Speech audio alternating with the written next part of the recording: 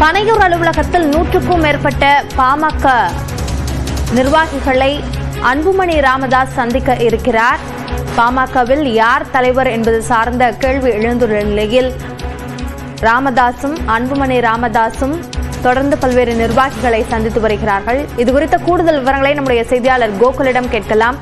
கோகுல், 100க்கும் மேற்பட்ட நிர்வாகிகளை அன்புமணி ராமதாஸ் சந்திப்பதற்கான காரணம் என்ன? அன்புமணி ராமதாஸ் பனையூரில் இருக்கக்கூடிய இல்லத்துல தொடர்ந்து மூத்த நிர்வாகிகளோடு சந்தித்து பேசினார். குறிப்பாக பாமக வழக்கறிஞர் பாலு, முன்னாள் சட்டமன்ற உறுப்பினர் கணேஷ்குமார் உள்ளிட்டோர் அன்புமணி ராமதாஸை அவருடைய இல்லத்தில் சந்தித்து பேசினார்கள்.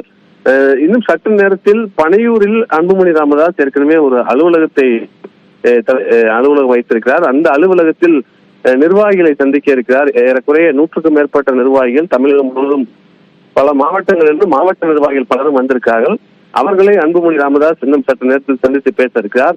அதன் பின்னர் வரும் மே மாதம் 11ஆம் தேதி வன்னியர் சங்கத்தின் சார்பாக சித்திரை முழு நிலவு மாநாடு நடைபெற இருக்கிறது. அந்த மாநாட்டு குழுவுடைய தலைவராக அன்புமணி ராமதாஸ் இருக்கிறார்.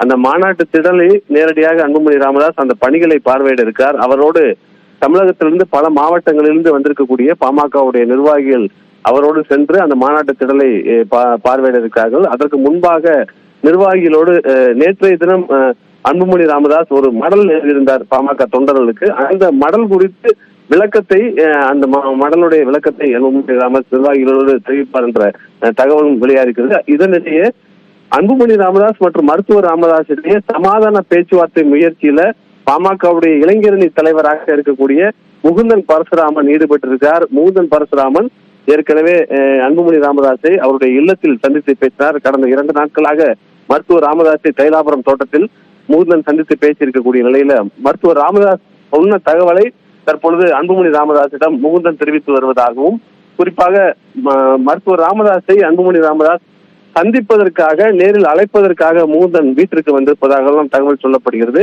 இருவரிடையே நடைபெறக்கூடிய இந்த பிரச்சனையை தீர்ப்பதற்காக முகுந்தன் அந்த சமாதான பேச்சுவார்த்தை முயற்சியிலையும் ஈடுபட்டிருப்பது ஒரு முக்கியத்துவம் வாய்ந்ததாக பார்க்கப்படுகிறது.